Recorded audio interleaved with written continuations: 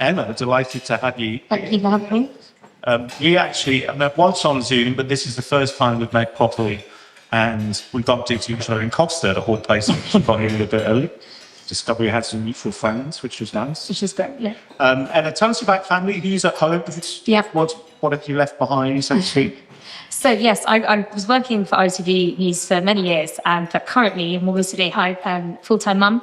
Got 4 little ones at home. The youngest is 8 months, and hopefully they're in bed. I mean, who knows? Not my problem this evening, so hopefully my husband's doing all right. But yes, we're in London, and my husband works for our church, and living kind of near the London Bridge area. It's been there for a while. Fantastic. When people ask what I do, what my job is, and I tell them I'm kind of a vicar for a minister of a church, there's usually a look of horror on their face because they realise they've asked the wrong question and they don't want to talk to a vicar. When people ask you what you do, I imagine there's quite a different reaction and quite a bit of interest. So tell us the story of what you do and how you ended up in the world that you've been in for these years. Yeah, I will. It was slightly random how I got into it, so it's slightly bizarre. I was a student at St Andrews University and got there, had always been really interested in the investigative work, and I was digging into the news. And at uni, a friend and I set up a little student TV company. I don't know if there's anything any students here probably are. YouTube had just become the thing that everyone was packaging for. So we thought, great, we'll package up some events at uni, we'll put them on YouTube, brilliant university. So we started doing that for a while, had hired some kits. And then Kate William had got engaged, obviously previous St Andrews students. And the first thing they did was come back to the university to kind of do a walk around as an engaged couple. And I thought, this is perfect. We must try and film it. And so I queued for hours to sort of see them walk past. They penned all the main media up the road. And so we were allowed to go further down. And I'd seen this little girl standing nearby. And I thought, oh, perfect. I'm going to go and stand. Yeah, she's got flowers. She's one's back from the house.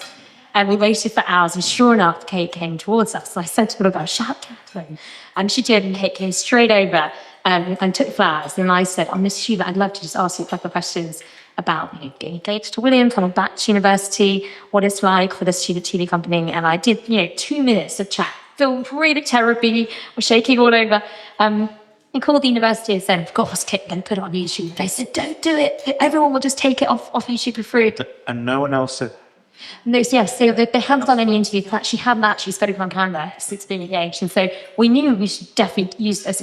World exclusive. Well, we didn't know that. I mean, I'm sure others probably had lots of phone videos as well. But we went over to the satellite trucks. I thought I knew nothing, and I said to the BBC, I've got this clip with Kate speaking, would you like it? And I'd love that, please do it.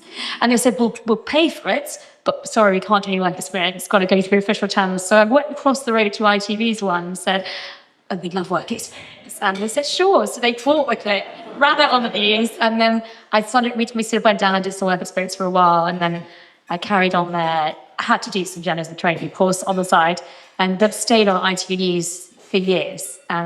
So really thanks to Kate that I have my job, ironically, because at the time I wasn't doing anything to do with the royal family. So I was actually doing politics for quite a while. Yeah, so you were there at just the right time, in the right place. It was very amusing. Yes, that's how it all began. So you're part of an ITN team. How many of you are on the team? What's the main role that you have, and who else is on the team? So it's interesting. I think I spent more time with my counterparts at the UCM Sky than I did actually my own colleagues at ITN, purely because we move as a kind of pack. A bit like if you're covering Number 10 and you travel a lot together. So my team was my cameraman and the main news editor who's on camera. I was the producer. Did do interviews, but mainly Tim was on camera. And so we were a trio, basically, and we just covered everything from kind of the many weddings. It was the early days, the heyday, sort of weddings, babies. I spent many, many hours standing outside the window wing. I had we were chatting earlier, I was saying I had a baby bag packed for her babies. So this is for Catherine, yes, for Kate's babies. So that at any hour on the palace, they would email the producers to say, you need to be down there now. And I had a sort of special alert on my phone to wake me up, and it would go off in the middle of the night to say, get down there now. So yes, many hours voting for other people's babies. So yes, lots of weddings, lots of royal babies, lots of large scale kind of jubilee events. But then the big thing of the role was the royal tours, which were often very, very long. So this is when you're travelling abroad. Yep. So we would cover them wherever they went. And it could be really far away. It would often be long, working all day covering, and then we'd spend a night, depending on the time of it's on air. So it was pretty grueling work, but really interesting.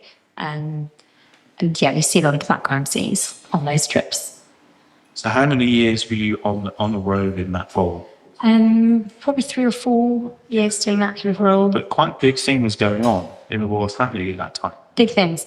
And I mean, I think what was interesting was just the behind the scenes of what you did see. And on the trips particularly, I mean, generally we'd be on a plane, often all together. Sorry, to apologize to you guys.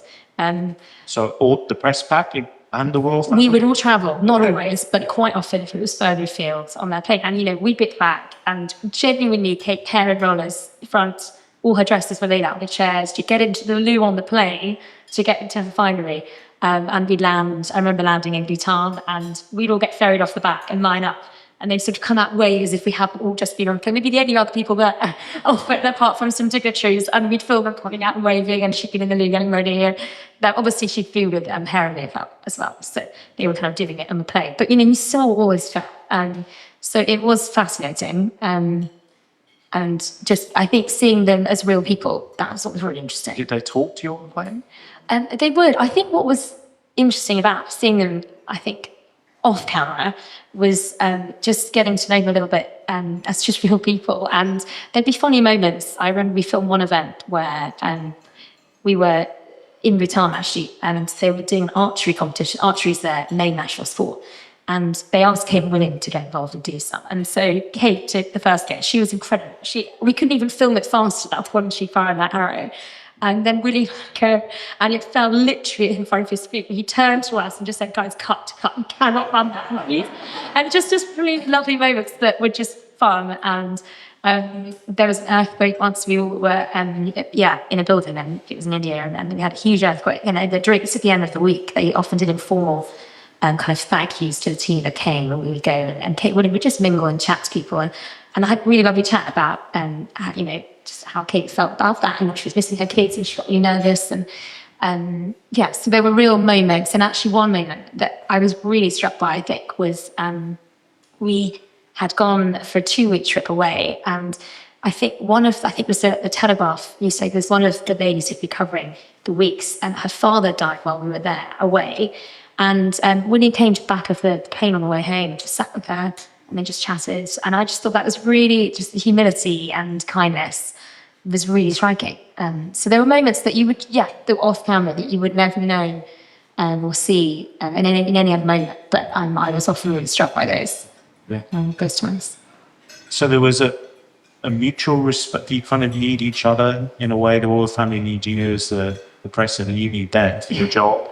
They probably don't often like us being there. I know there's different roles, prefer it or not. I think they realise, if they're going to cover things abroad, it's slightly pointless unless people back home have seen it and know that's their purpose. It's partly the way that they can promote the nation and causes that they really care about. So they know we have to be there. Some of them are much more relaxed than others, obviously, naturally. And yes, I think it was interesting to see how differently they would behave. But But in one sense, people like you and like me, in a sense, what surprised you about him? You've alluded a little bit to William's warmth and his passion for someone who was hurting over the loss of a parent. Humans like you and me? Yeah. And I think one thing that did really strike me was just the fact that I think the hard thing is we expect them to be perfect. And I think we have this with all leaders. We expect them to be perfect. They're not perfect people. And therefore, of course, mistakes are made. Of course, there are problems and issues. But it must be very hard. I'm not excusing any issues, but for them to portray a perfection that everyone's expecting. So the media doesn't always help that. And I think you get on some of that. But yeah, I think it was interesting seeing them grappling with that, because they could be quite different off camera to on camera. Good. So you've covered really big events like coronations, things like that. not this, although I did rehearse for many years. We used to rehearse every year, full scale, the last 10, 50 years on it. But actually, I had baby just for at the time of coronation. So although I was calling many friends, checking in on what was the family new plans of my heart. But I didn't actually have to go down, and I had a new one. So, yeah. So what's the pressure like for you in a moment of having to organise and react to an event that's happening before your eyes that you can't necessarily plan for? How did you find that working environment? Yeah, it is high pressure. I was talking to someone earlier actually about working in that kind of world, and things are needed in 5 minutes, or 5 minutes ago. It's meant for tomorrow. So you're on air in 10, and we're still in the car, and we haven't even set up the camera yet, and there'll be a hole in the program unless we're there. So I think there was pressure, and I think that's where managing stress and trying to be loving, which one loving the team was tested. But breaking news was high pressure. So when suddenly someone was ill, we had a lot of moments where the Queen got into hospital or something happened, and just reacting to that, you might have a day off, and having to just be called in. So there were lots of moments of news like that. And you are yourself a Christian. You're just thinking about the relationship between your work and your faith. And what difference, if any, I mean, why would your religion change or inform the way you work at all? I think just thinking, about my faith. So I grew up in a home where I'd heard a little bit about Jesus. My mum had shared something of the Lord, but I didn't really understand anything until I went to, I was invited to a talk when I was a teenager. And for the first time, I think I just heard the gospel, the good news Jesus explained. I just thought, this is massive. Who is this guy? He's making these huge, huge claims over my life, and say claims over who he is. And I think my instinct in kind of investigative, maybe all began here, was like, is this true? This is crazy if it's true. I need to really look into this. So I started digging, I was probably 15, into kind of evidence for Jesus and the Bible, and what is the reliability of this text, the historiography of the Bible. And the more I'd done, I was actually amazed by just the truth of the Bible and the documentation, and just looking at pieces of parts of the Bible written so soon after, just around Jesus' life, that only 100 years before. It was incredible. And I think I compared that. I was doing history at the time, and I looked into Caesar, and a friend of mine said, look into how much evidence there is for Caesar. We would never question the existence of Caesar ever. It's fact. But actually, just the document evidence is minimal in comparison to Jesus, a real man in history, living, dying. And I just couldn't deny it as I was reading through.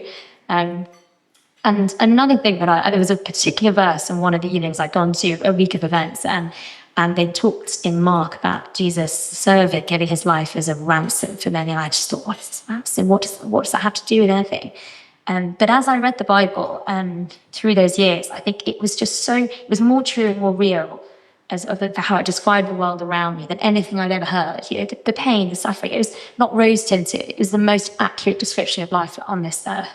Just a real, suffering. And as I looked into just the mess of this world, I think it just struck me that we're in mess. It's not a kind of pull your socks up moment I could do better and God will let me in. And there's no way I could get myself out of the mess that the Bible calls rebellion, sin, and rejecting our Maker. And I, for the first time, realised, I think, that rebellion, no one's let off scot-free from rebellion. A payment needs to be made, and that was in Jesus. Jesus died to pay a price for my rebellion, and it made so much sense suddenly. I thought, this is incredible. This is hugely important.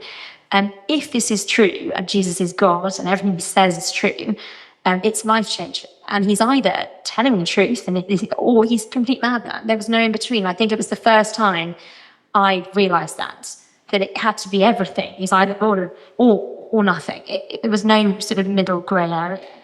And I just couldn't deny the truth of it. So, I at that point thought, okay, I'm going to trust him with my life. So I think that's where, for me, I was really suddenly struck, and therefore it then affected my university time and into work. And suddenly I wasn't living without kind of any sense of who my maker is. I was suddenly living for the Lord, and that shaped everything. Sorry, you did ask me about my work. But I think the context of just knowing that I was saved and how freeing that was changed how my work life looked. And you mentioned how did it shape work.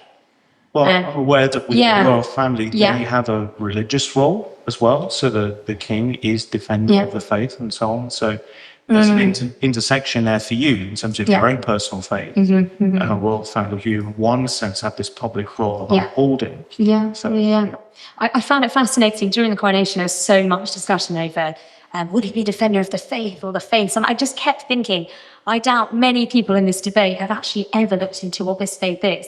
I mean, I don't think many had, and at that point I did think actually, as an adult, these are huge claims, and I would urge anyone that's looking into it for the first time. The claims Jesus makes about himself as the creator, he's God, come to save, and offers eternal life. These are massive things, and I'm just urging to look into it. It's rational to look into it. And I think that around that discussion on faith, I had amazing chats with people actually about that, off the back of thinking, what is this faith we're talking about? I know that faith is often seen as this airy-fairy, what does it mean, plural idea, but I think Christian faith is a very concrete, real faith in a historical person, Jesus Christ. I have faith in this chair, that if I sit in it, I'm not going to fall off because I trust the engineering, I know how chairs work, and faith in Jesus, I understand what he's offering, and I trust it. So I think there is a concrete faith. I think often it gets very confused when you discuss faith. But on Charles, I know that Charles has had the gospel really clearly explained to him by someone really faithful. And He as king would have some chaplains as well. yes, and it was actually a gardener that has shared. So there's an amazing, it was a bizarre connection. There's a gardener at Highgrove who is a wonderful, wonderful Bible-believing Christian, and had gone on a walk with Charles. Charles loves going around gardens, and really involved in gardening. And he had just had maybe an hour, they chatted, and he shared the gospel. And so, I think for Charles, it's got a big burden of expectation. I don't know where he stands himself, but I think he has heard the gospel. The Queen obviously hugely encouraging, and her faith is very real. You could tell that her faith was real. I mean, personally, I would. The only thing I do know personally is that she had one of her favourite items that we'd longed to film one time was there's a Bible in Balmoral that is Queen Victoria's, and she's got incredible verses underlined. And the Queen is one of her favourite possessions. This Bible up at Balmoral, and she'd mentioned it to people before, and I'd love to see it. We once asked, can we film the Bible? And they said no, but I thought worth a try. The Queen's faith was real, but I think, it was interesting working in that environment where so much of faith and our nation is wrapped up together. I think the confusion though is that it is misunderstood. So I think I found that quite challenging as someone who truly believes in Jesus and trusts in him.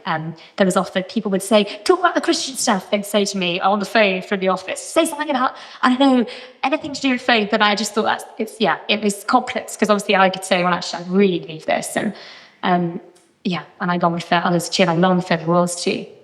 But I think one thing I did find in having, trusting in Jesus as my Lord meant that at work, it did shape how I worked. It is a really tough environment. It's challenging, it's high pressure. And often we were, pushed to do things that I wasn't comfortable with, and I often had to say no. It was really hard. I found it fascinating. We'd all be at the same event, lined up filming Sky, BBC, all on Channel 4, although they weren't rarely there. But we would be filming, and the coverage would be completely different. We were all filming the exact same event. The tabloids would have taken one quote, run with it, the whole story. And one thing I was pleased with ITV is that I felt very, very fair in how we covered events, because partly the ITV are very kind of happy to just wave the flag and say, what a great day, didn't came it lovely, which actually meant for me as a Christian, I found it much easier, because it was often the case that the event was a lovely day and we all waved our flags and had a great time. And our coverage could be very fair. So often there was a kind of twist, others would do a real twist on the story. And I think I would have found it very uncomfortable. Obviously there were messy stories, but we, in my time, in the last few years, I haven't even been involved in that patch. So I think it's got a lot harder. But I found that challenging. Other things, just like, anyone here who's in an office environment, backstabbing, passing blame. I think I was really challenged to, I was telling people I was a Christian, I trusted Jesus, and I wanted to show what that meant in my life. That meant serving him, and Jesus calls us to work for the Lord and love one another. And I was really challenged that I knew they knew I was a Christian. So they were watching how I was living and working, and so I wanted to live that out in the office. And I remember once being asked to sign some documents on behalf of a colleague. There was often things were so fast-paced and we didn't have a visa for someone to go away. And could you just quickly sign their signatures on these forms, passport forms? And I thought, that is actually forgery. Really can't do that.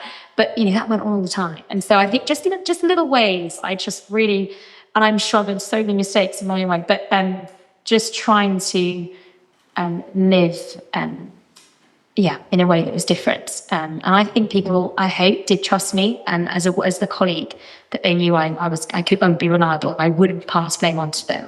That was a big thing actually in a fast-paced environment. There's a lot of, they just dropped the ball, or the camera didn't turn up. Oh, that was so-and-so's fault. When really actually, I could have done that, whatever it was.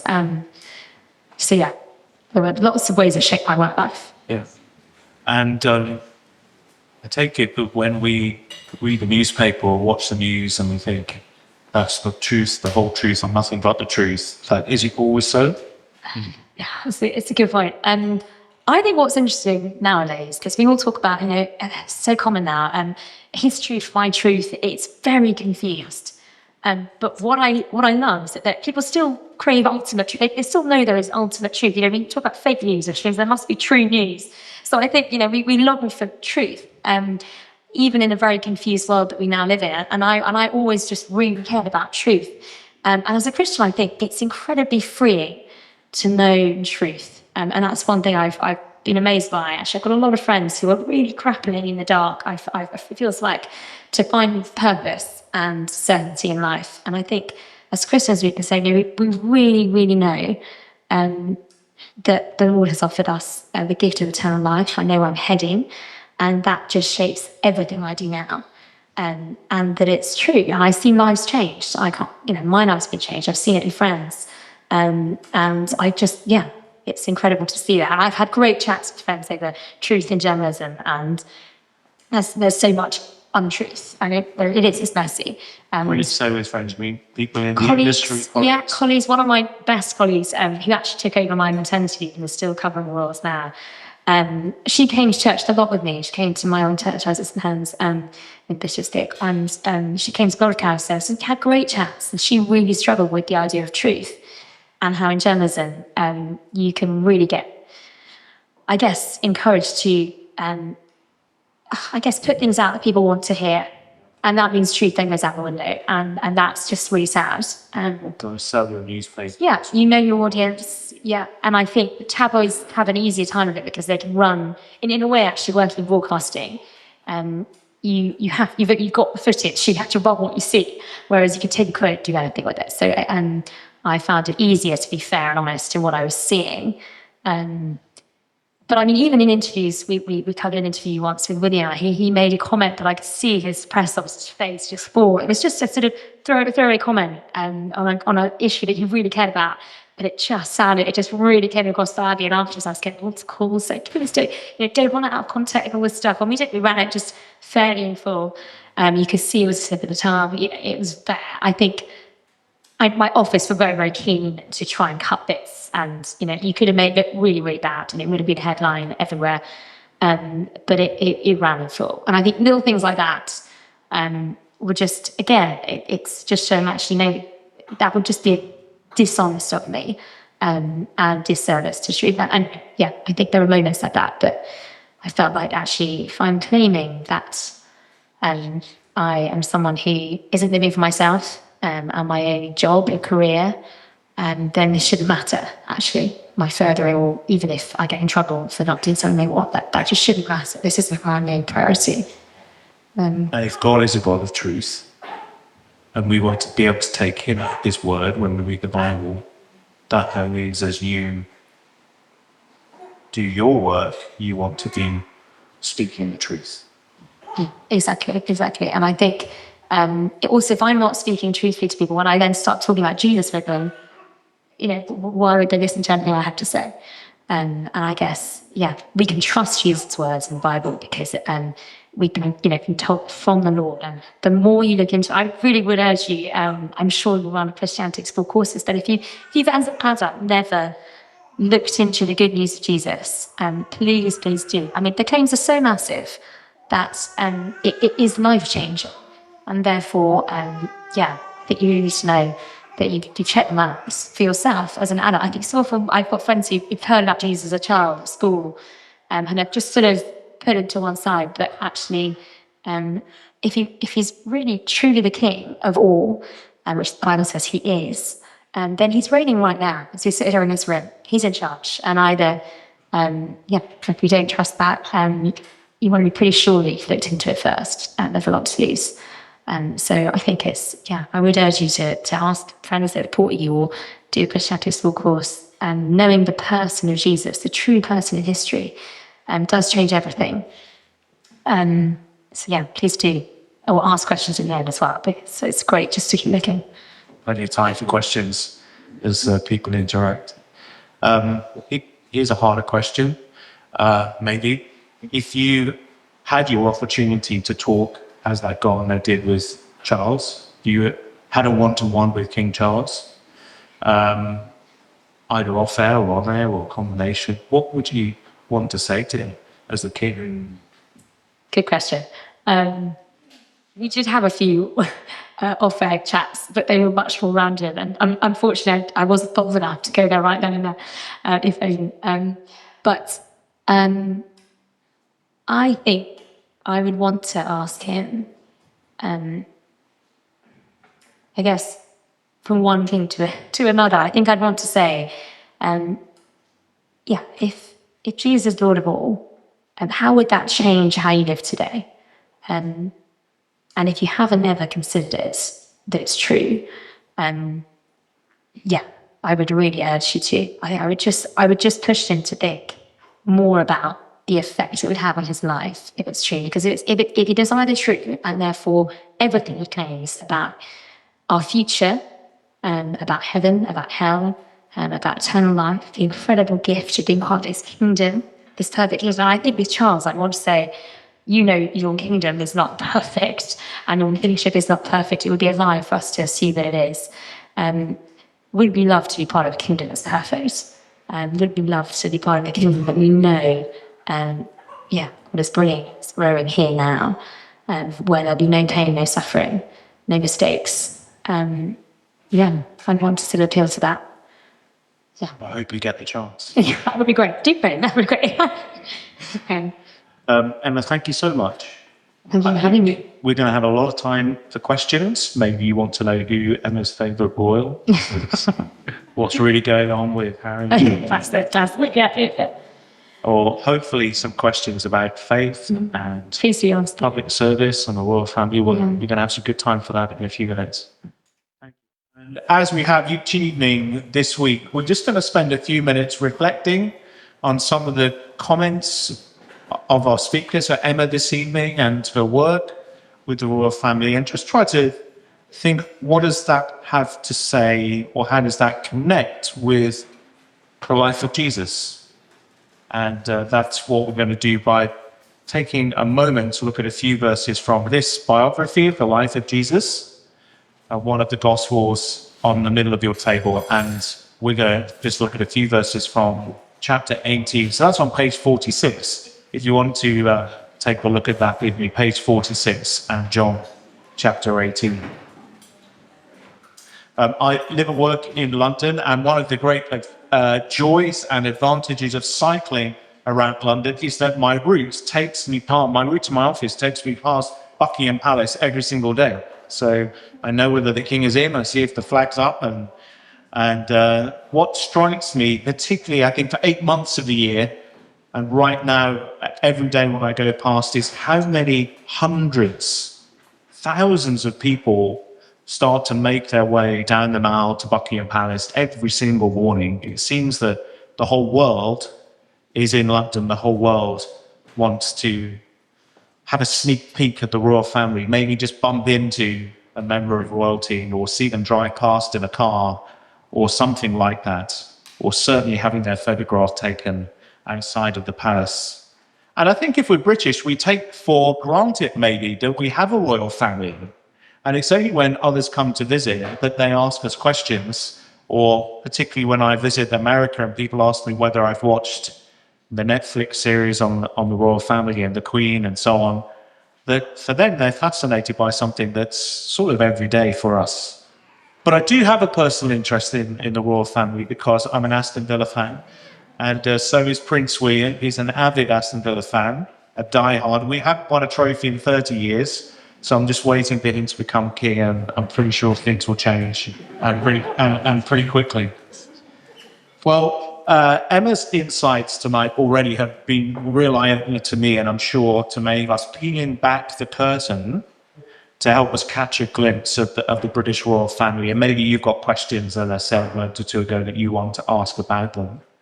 So whether it's being part of a glamorous tour around the world or taking part in the celebrations of the birth of a newborn baby, the death of a monarch, the crowning of a king, but also those human sides to the story too, that in every sense, royalty are just like you and like me. They have a human side. They battle with cancer. The families fall out. And of course, we get to celebrate an extraordinary life lived to a long age of a queen and her consort, Prince Philip. What's not to love about having a royal family? And we're fascinated, as the whole world is, by it, the mix of, I guess, majesty and messiness is maybe the perfect combination that draws us in. And yet, royalty is a bit weird, isn't it? Having any kind of royal family. David Mitchell, maybe you know him, the comedian, the star of Ludwig. He's also an author and has written a book called Unruly, which is a witty guide to kings and queens of England. And this is what he has to say right in the book. He said, monarchy is a ridiculous idea when you think about it. Putting the whole country in the hands of one family like it's a corner shop. And yet somehow it shaped us. Monarchy has shaped us. And it may not matter in quite the way it did, having a royal family, but we do want to be ruled by a worthy monarch, don't we?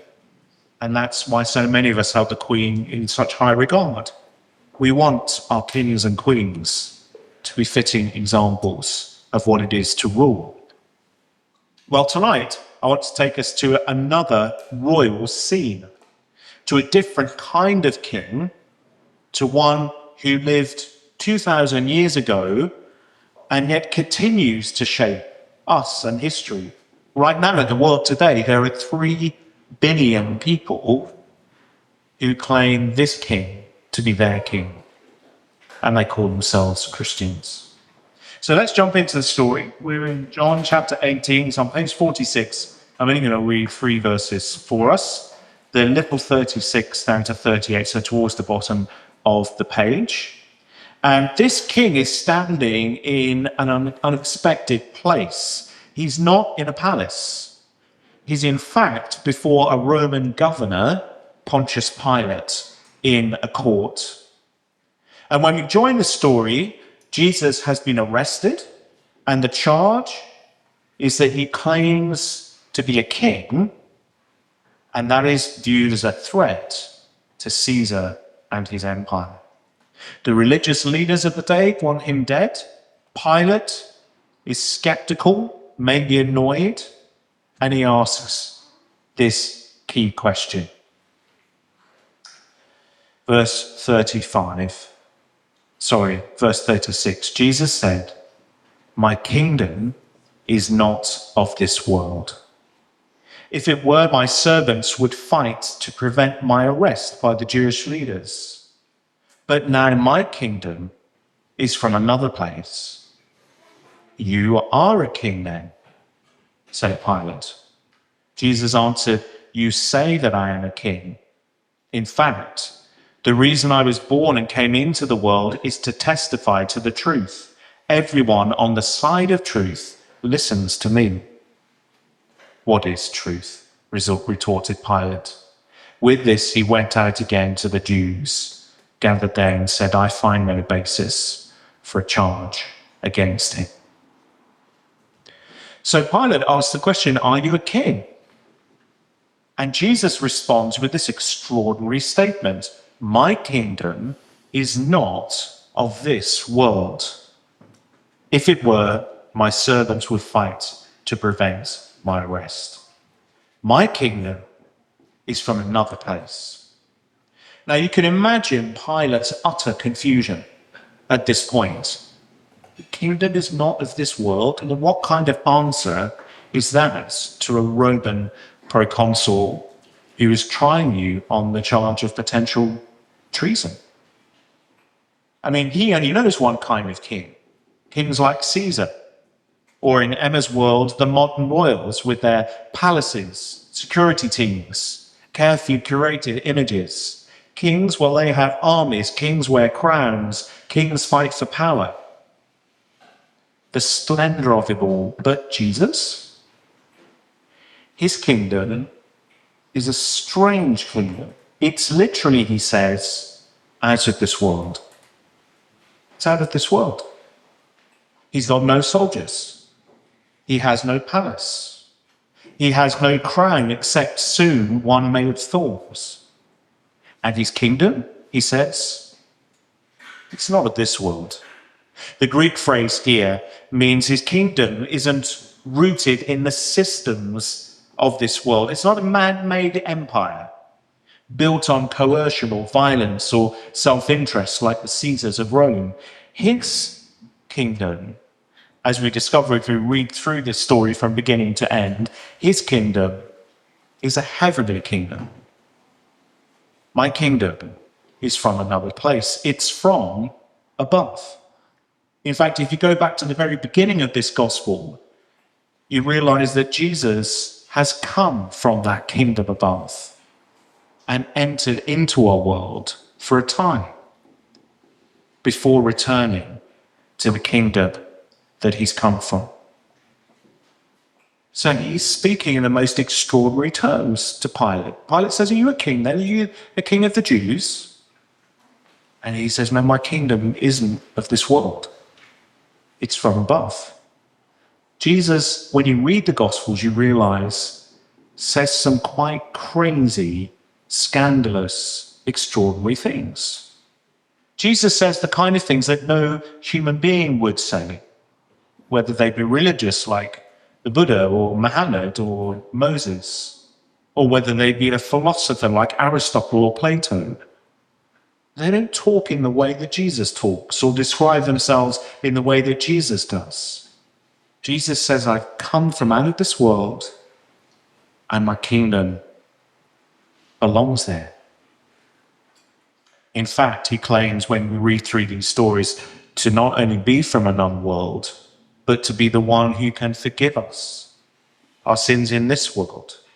And then that he will be the judge of every human being that lives in this world. Before him and his throne, every knee will bow. C.S. Lewis was the author of Narnia, so Netflix did The Crown. Netflix are about to do the Narnia Chronicles again.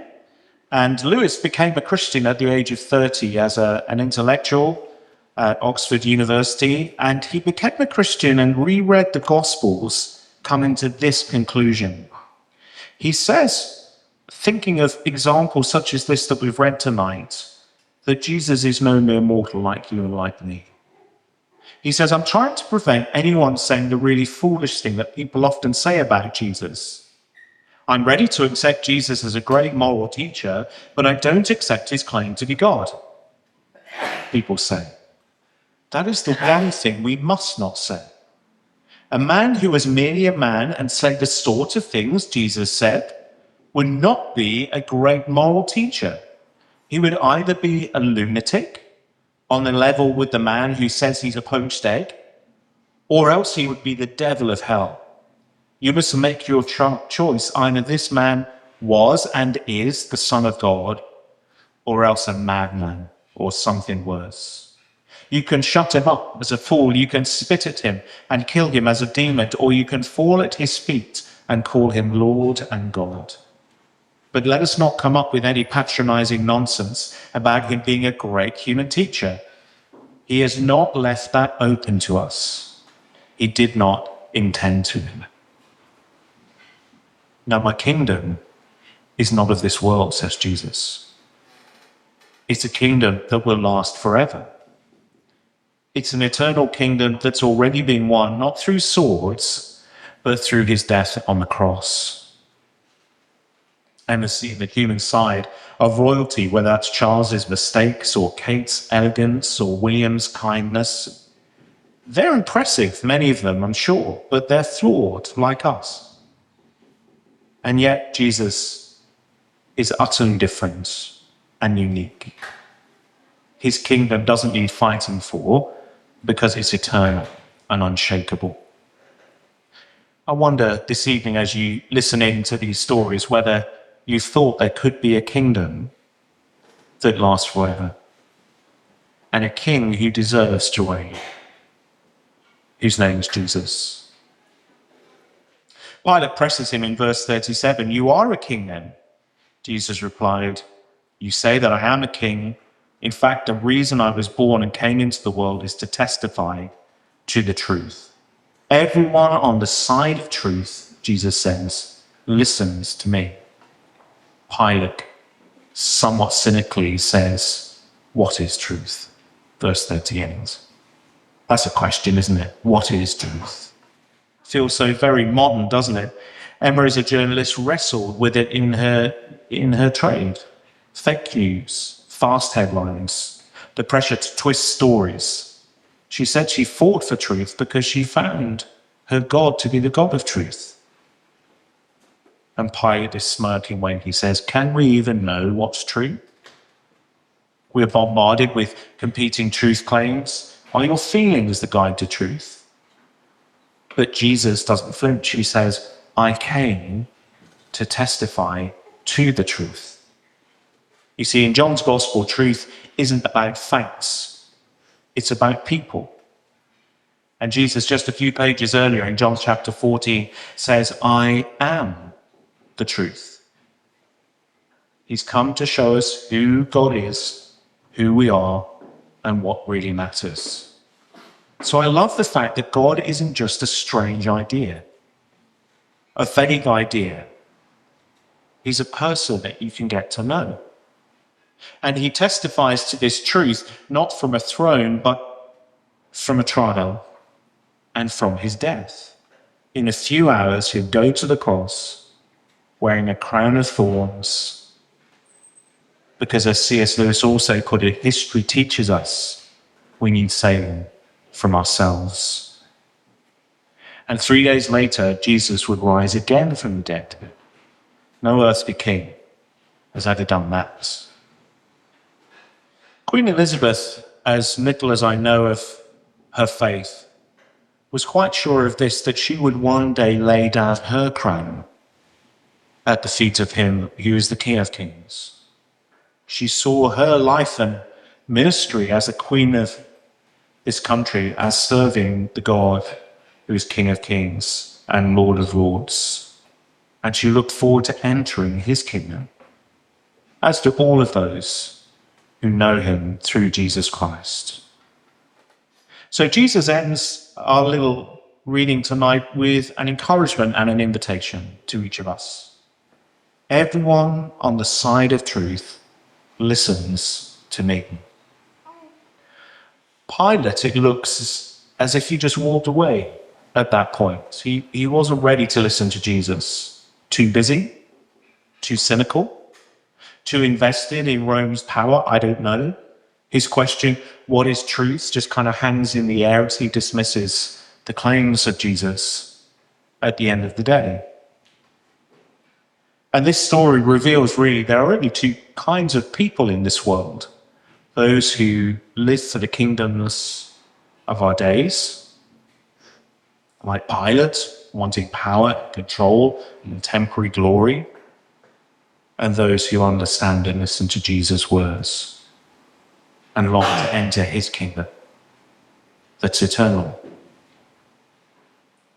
This world is fleeting. Kings and queens come and go. But Jesus' kingdom endures forever. And the reality is, therefore, if he really is the King of Kings and Lord of Lords, we will all one day meet him. Maybe you've always wondered, will I ever meet a royal person?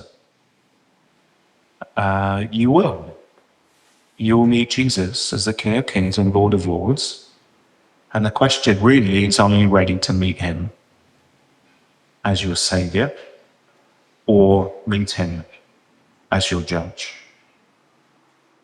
As we close, think about this. Jesus stood before Pilate and said his kingdom is not like anything that we can experience or know in this world. It's better. Pilate missed it. Emma found it. What about you? Let's start with something a bit more light-hearted. I presume... I'll go to both of you, actually. If you had to pick your favourite royal and your favourite royal child, although presumably they're royal as well, who would that be? Well, I've already told you mine. It's Prince William because he's a Villa fan.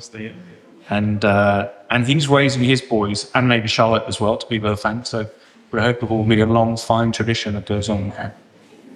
I think it's quite challenging. I mean, it has to be the Queen. I know she's no longer with us, but what an incredible woman. What a life of service.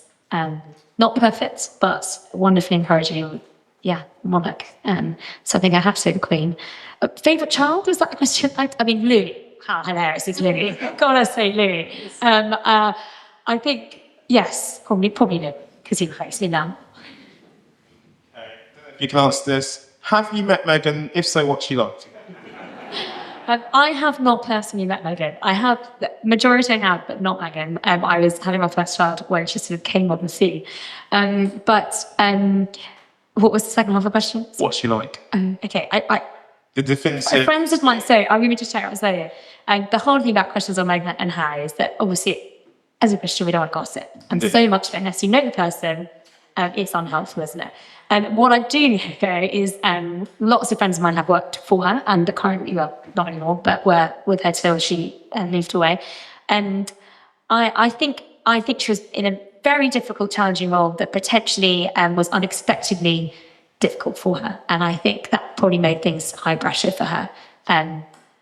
So yes, more than that, I'm probably going to say, I think there were challenges. I think it's really, really sad to see a family really torn apart by frustrations and pain and difference. And I'm sure things were unhelpfully said in lots of different areas. I think she was quite hard to work for, but I think that's partly because she came in from a very different background.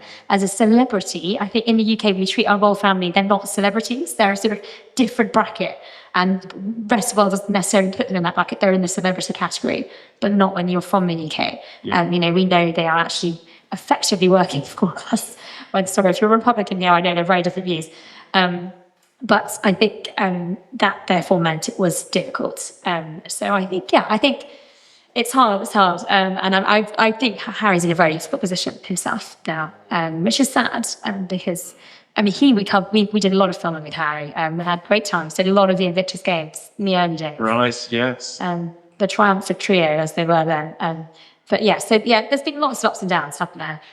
But I think not knowing them personally, I couldn't pause that. It's helpful. Another random question there. What were your random chats with the king about?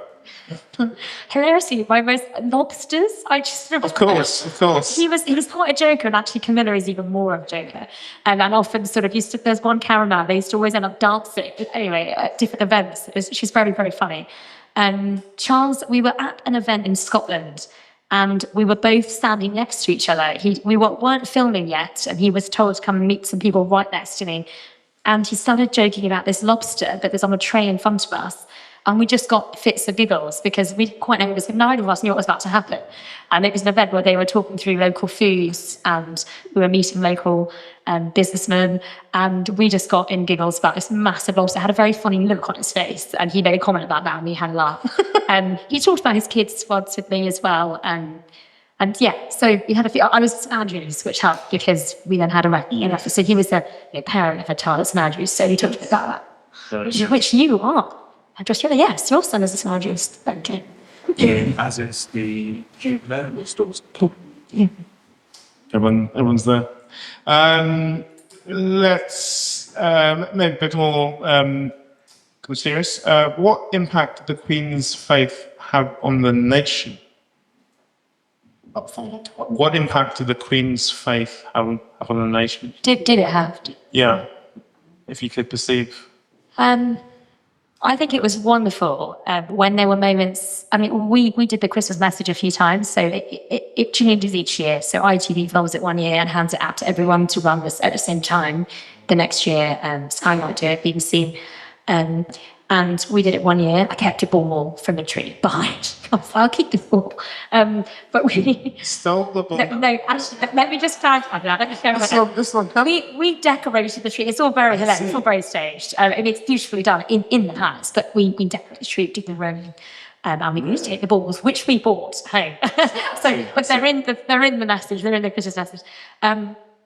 They obviously they're written mainly by other people, but the Queen always had a huge input in hers, and she used to add this, and she would take this out, and I was always so encouraged. There was some near her, last few years of her life, some really great ones where I think she was much more explicit about who Jesus is, and it was bold, I think. And if you hear someone who's looking into Christian things, I think the word Jesus is unpopular, actually, is that in nowadays, and that's so sad because people don't understand who Jesus is.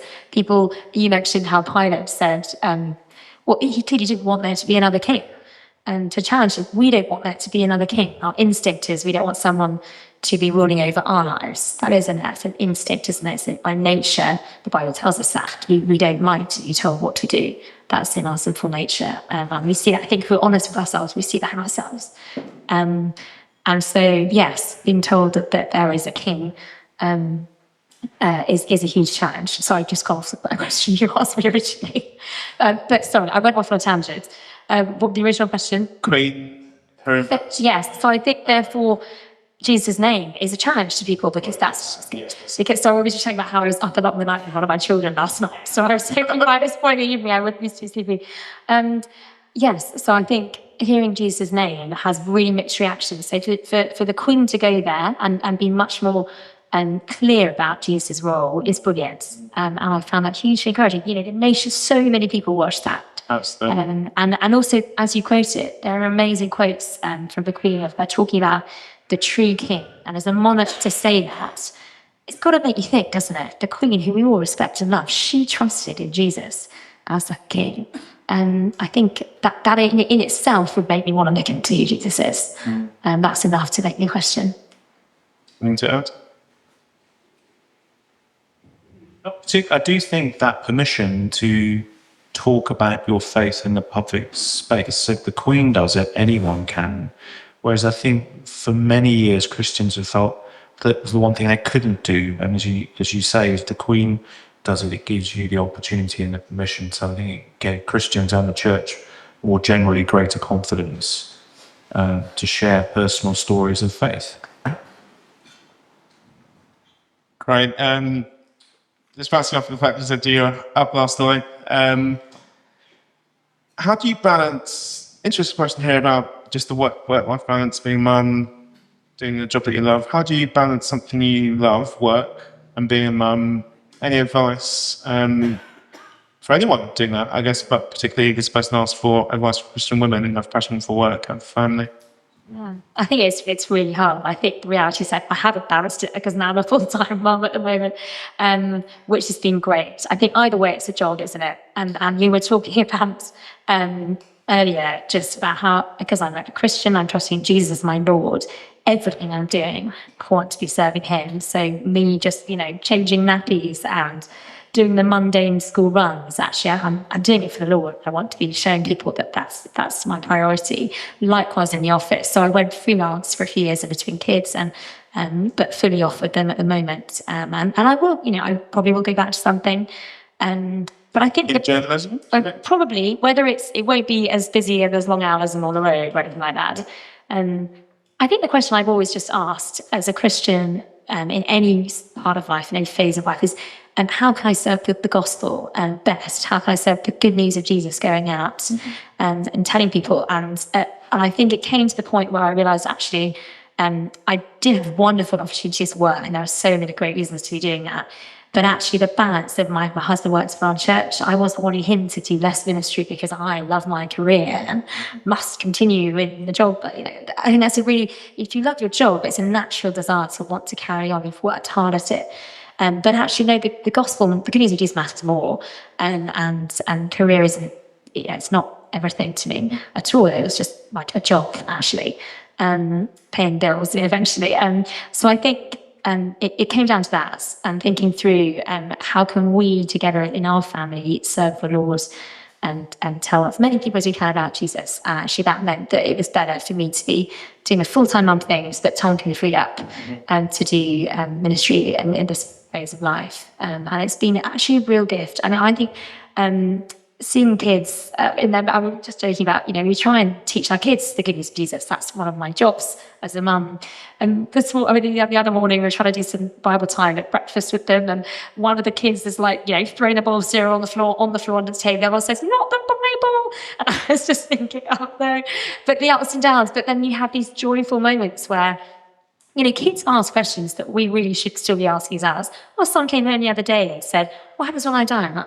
And I just thought, actually, we all have those questions. We hate thinking about them. Or why are some people not happy or suffering? And I just think, actually, they're questions as adults we don't really like to think about. And kids just ask them all the time. And it's brilliant as parents being on toes and pointing them to Jesus, because actually it's questions we all actually should be asking. And do ask if we're honest with ourselves. And only the Bible has answers that are satisfying. In all those areas. And so it's great sharing with the kids. It's a gift. That's helpful, thank you. Another, I guess, personal question, maybe I'll put this to both of you. How have you seen God at work in your life? So you've talked a lot about Christianity being a relationship with Jesus. How have you seen him at work in your lives? If you want to do it first. Yeah, I mean, each story we've heard this week, whether it's Nadeem or Derek and Emma tonight, in different ways are really answering that question. And I remember when we were talking with Derek a couple of nights ago, he's the drummer with the band Jamiroquai, and we were just wrestling with the fact that no matter what you try to fill your life with, it never really fills the void or the hole. And only knowing your identity, purpose and meaning and destiny, which is what Jesus offers you as your King, gives you a way to guide your way through all of the ups and downs that life will throw at you. So Victor Hugo, who, if you've ever watched the musical Les Mis, he wrote the book on which the musical is based. And he basically said the greatest happiness in life comes from the conviction that we are loved. And I think that's a fantastic summary of the gospel, that actually what we read when we read the Bible is that we are loved, not because we're lovely, but because God has set his love upon us. God is that kind of God. He sees us in all of our brokenness. He comes into our world. He said, I'm going to suffer and die for you to restore you to God. And I don't have to do it. I'm not doing it because you're worth it, to use the L'Oreal advert. I'm doing it because I love you, because I love you, because I love you. And that gets you out of bed in the morning, and that helps you through adversity and challenge, and it gives you a hope for the future. My dad's 90, my mum's 84. I regularly go and speak to folk in their nursing home. And it's a wonderful thing to be able to say to people whose bodies have failed them, who are suffering with dementia, facing loneliness and thinking, what hope do I have? That I can say to those people, if you know Jesus, your best is yet to come. Your life is not over. In fact, it's not even begun. The best is yet to come. You will be with him in his kingdom forever, and he will wipe away every tear from your eye, and he will love you forever. And I just think that carries you through life. And it's wonderful to see those people with almost nothing to live for, humanly speaking, in that retirement home, with a smile on their face, even though life is hard every day. Literally getting out of bed is hard. Getting dressed is hard. Eating food, why do you keep going? Because the best is yet to come. That's what Jesus tells us. And I think it doesn't fix every problem we experience in life, but it gives us meaning, purpose, and destiny, which is everything. Can you repeat the question one more time? Perfect. Yes, changing. What Yeah. difference? I think what you said is really helpful. I think you're right. I think we've been created to serve a creator, and when we're not doing that, we feel huge dissatisfaction. And I certainly felt in my teen years when I was still kind of looking into Christian things, and I really felt the pain and dissatisfaction of just you're thinking this is going to be it. This is going to be the thing that's going to make me so happy. And then it's not. You might get the thing that you've been longing for, and it's still not. And I'm sure Derek and others have mentioned that. And I've got friends who, have risen in their careers and still they're dissatisfied. And in Jesus, we have real satisfaction. I know it as a truth. I may not feel. Sometimes I had a Christian friend before I was trusting Jesus. And I used to always think, and they can't be happy all the time. That's just ridiculous. And it's true, you're not. You have good days, bad days. The Lord doesn't promise a perfectly easy life without suffering. But it's this deep joy that I have a certainty, and that I know where I'm going. And I know that I've got, as you're saying, best is yet to come. And I've got eternity with the Lord, and this is actually just a spare life. This is very short time. And that just changes my priority, my purpose. And even just the way that I think I've been changed. So we're told as people who trust in Jesus, the Holy Spirit comes to dwell in us and change us, which sounds very sort of bizarre. But I actually can see the difference that, I talk about how to live as a Christian at work. Actually, I made loads of mistakes, but I did see changes. I saw myself becoming bolder in areas, and that wasn't me. There's no way I would have, made right decisions myself. And if you've ever been to church, or there's a lovely church family here, I think we glimpse that. We glimpse this kingdom that you were describing. Jesus is the king of the kingdom.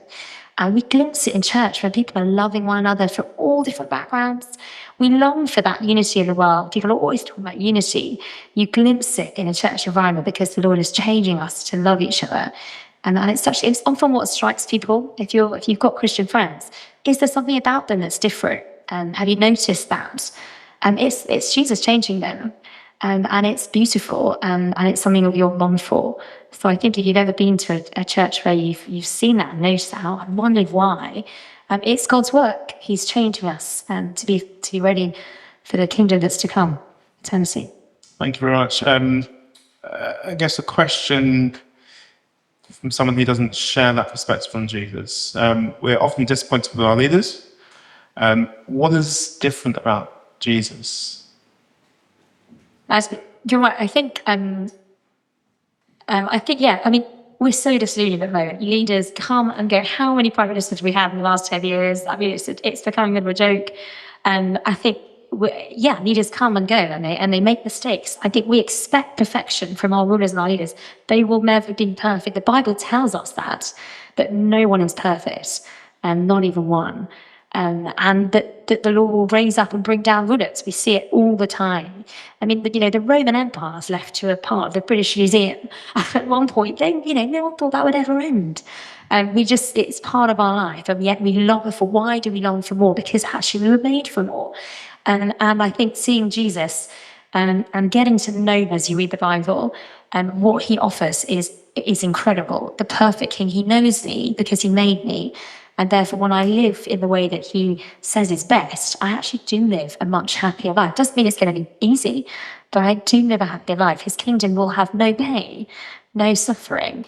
He had compassion over people that we'll never see in any of our earthly rulers. The way he interacted with people, the way he cut through. We were always longing for equality. We will never have equality on earth. We just can't do it because we're sinful people. There will always be greed. But Jesus, he loved people equally in a way that we'll just never see, apart from his kingdom. So I think just that I find hugely attractive when I look around. If you're feeling disillusioned to the world, that's what the Bible says we should be feeling. It's not perfect, it's a total mess. And the Bible explains why. Because we're in a broken relationship with the Lord. Only Jesus can heal that and make that better by offering forgiveness and putting us back in a right relationship with our Maker. And that's where we see a true perfect kingdom. We probably have more helpful things to say. Yeah, I don't know how many questions you've got, so we'll make sure we have time. Okay. Well, I'm very struck by those who even wouldn't think that to call themselves Christians, just how attracted they are to the person of Jesus. So someone like Mahatma Gandhi just saw in Jesus the perfect human being and said, I'm wretch. He said he described himself in the beginning of his autobiography as a wretch because he says so far short of God's standards has he fallen. That's what Mahatma Gandhi says in the introduction of his autobiography. But he looks at the person of Jesus and he sees the ideal human being, one who alone has kept God's commandments perfectly, who has loved God with all of his heart, soul, strength and mind, who has always and only loved his neighbour as himself and was willing to even die on a cross for his very enemies. So I'm just struck by those who see their own failings but look at Jesus and see someone who's worthy of our affection and adoration and love. Coming to the end, a couple of popular questions I've got to do before we end. Maybe quick ones to Emma. What do you think the royals love about their job? What do they struggle with? Do you know how they chill if just left to themselves? That's a good question. I know they like takeaways. Cooking had a lot of takeaways, yeah. I think they love cooking, but I think that's a chill thing. Curry night. I think it's a big curry night, yeah. I think, it's hard, isn't it? Whether they love it, they have to do it. That's the challenge.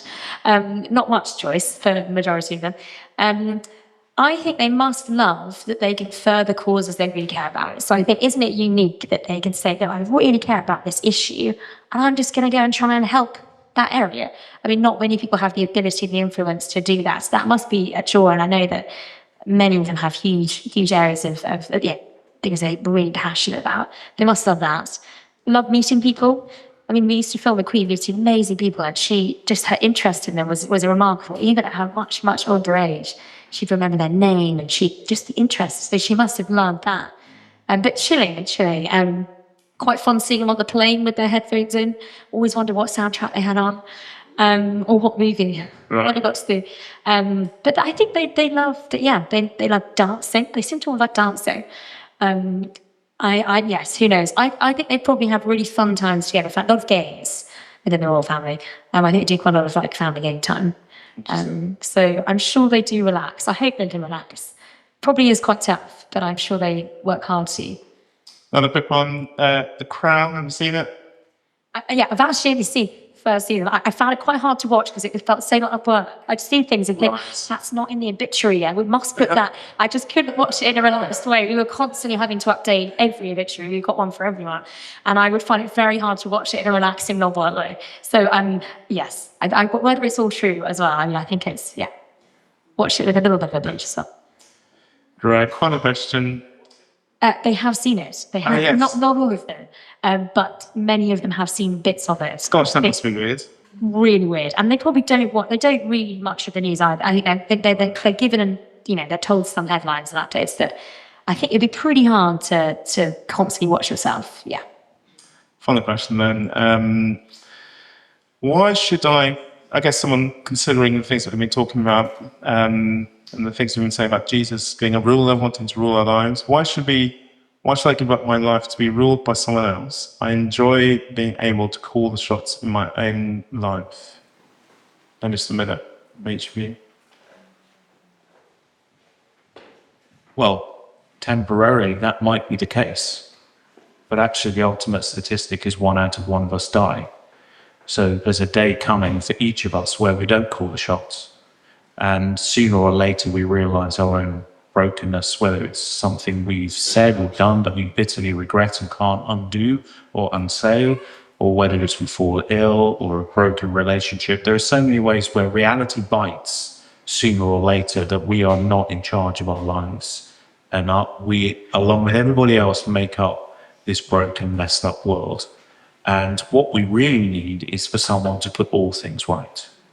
So that is why Jesus said, my kingdom is not of this earth, because if this world was all that there was, then no kingdom in this world can succeed. But if God is making all things new, if there is a heavenly reality where there will be no more sickness, no more suffering, no more death, but a relationship with God where each day is better than the one before for eternity, that is a future that any or surely all of us would want. And access to that kingdom comes through bowing the knee to that king.